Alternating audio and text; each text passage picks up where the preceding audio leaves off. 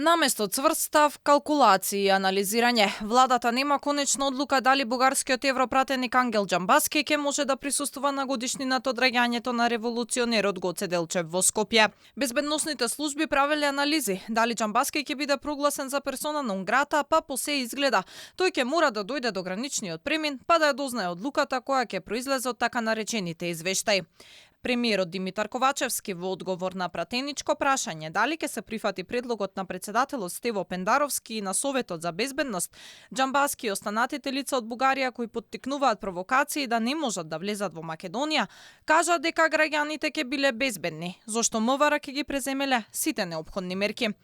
За Ковачевски во Македонија немало антибугарска хистерија, како што некој сакал да презентира. Дали владата, согласно членот 11 од Законот за странци,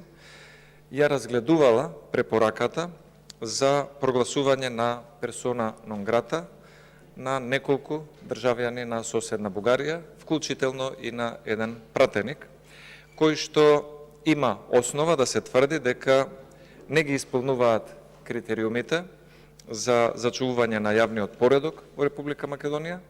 нивното действување е спротивно на националната безбедност, а исто така ги загрозува и македонските меѓународни односи.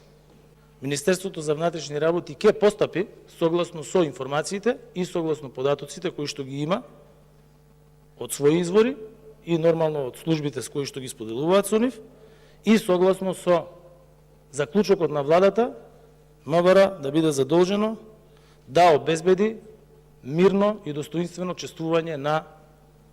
4 февруари, роден ден на Гоце Делчев. Премиерот и министрите од владата одговара и на прашања поврзани со економската и енергетската криза, инвестиции во културата, како и за спорен тендер за набавка на храна во Министерството за внатрешни работи, но и за нефункционалноста на затворскиот систем, во смисла дека Македонија има најмногу бегства од затвор. Првите пратенички прашања за годинава започнаа со 35 минути за доцнување во полупразна сала, зашто реагираа од опозицијата дека владата нема сериозен пристап.